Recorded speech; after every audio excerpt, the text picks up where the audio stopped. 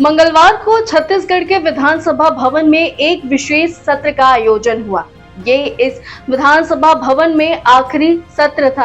अब ये भवन एक इतिहास बनकर रह जाएगा। आज हमारे पास अत्याधुनिक सुविधाओं से लैस नया विधानसभा भवन है, लेकिन एक ऐसा समय भी था जब हमारे पास विधानसभा भवन ही नहीं था। जी हाँ, रायपुर के राजकुमार कॉलेज के एक हॉल से शुरू हुआ ये सफर अब काफी आगे बढ़ चुका है।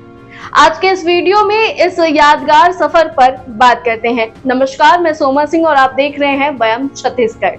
1 नवंबर 2025 छत्तीसगढ़ के इतिहास का एक स्वर्णिम दिन। राज्य अपनी 25वीं वर्षगांठ यानी रजत जयंती मना रहा था और इसी दिन प्रदेश को मिला उसका नया भव्य और आधुनिक विधानसभा भवन, जो सिर्फ ईंट पत्थर का ढांचा नहीं बल्कि 25 साल की जनतांत्रिक यात्रा और छत्तीसगढ़ की आत्मा का प्रतीक है।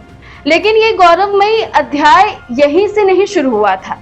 इसकी कहानी शुरू हुई थी राजकुमार कॉलेज के जशपुर हॉल से। 1 नवंबर 2000 को जब छत्तीसगढ़ भारत का 26वां राज्य बना, तब विधानसभा का कोई स्थायी भवन नहीं था।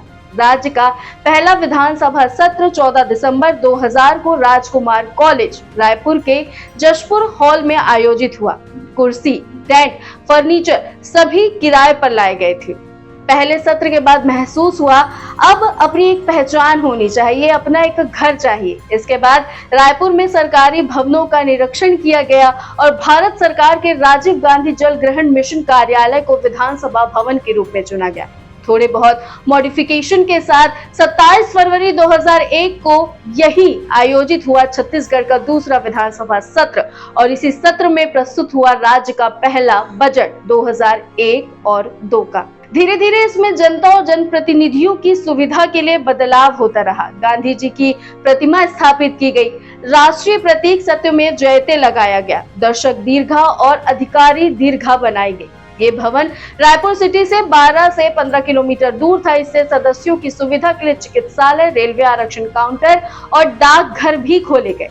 फिर एक दौर कोरोना काल का आया। विधानसभा में एक सोफे पर 4 सदस्यों की व्यवस्था थी, पर जब कोरोना महामारी आई तो विधानसभा ने अनुशासन और संवेदनशीलता दोनों का उदाहरण पेश किया। सोफों को अलग किया गया और एक सोफे पर 2 लोगों के बैठने की व्यवस्था की गई। बीच में शीशे के पार्टीशन लगाए गए और इस कठिन समय में भी विधानसभा की कार्यवाही एक दिन के लिए भी नहीं रुकी। ये था लोकतंत्र के प्रति छत्तीसगढ़ का सच्चा समर्पण। 2 अक्टूबर 2019 को विधानसभा में महात्मा गांधी के 150वीं जयंती पर 2 दिवसीय विशेष सत्र आयोजित हुआ।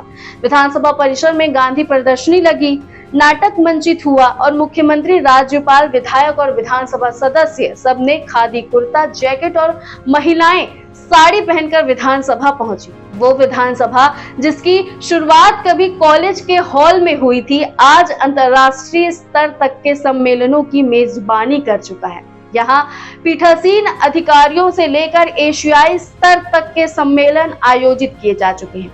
छत्तीसगढ़ विधानसभा ने देश ही नहीं दुनिया के लोकतंत्र मंच पर अपनी पहचान बनाई। छत्तीसगढ़ विधानसभा में एक अनूठा नियम है, यदि कोई सदस्य गर्भगृह में प्रवेश कर जाता है तो उसे स्वतः निलंबित माना जाएगा। ये नियम 2001 में सर्वसम्मति से पारित हुआ था और आज भी लागू है। इस व्यवस्था की सराहना राष्ट्रीय स्तर पर की गई। अब तक 3 राष्ट्रपति इस सदन को संबोधित कर चुके हैं, डॉक्टर APJ अब्दुल कलाम, प्रतिभा देवी सिंह पाटिल और वर्तमान राष्ट्रपति द्रौपदी मुर्मू।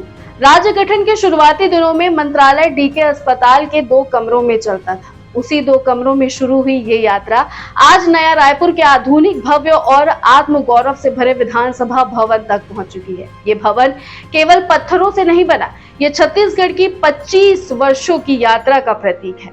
पुराना विधानसभा अब इतिहास बन रहा है। वो भवन जिसने 25 साल तक जनता की आवाज का प्रतिनिधित्व किया, जहां सपनों को आकार दिया गया और जहां छत्तीसगढ़ ने अपनी पहचान गढ़ी।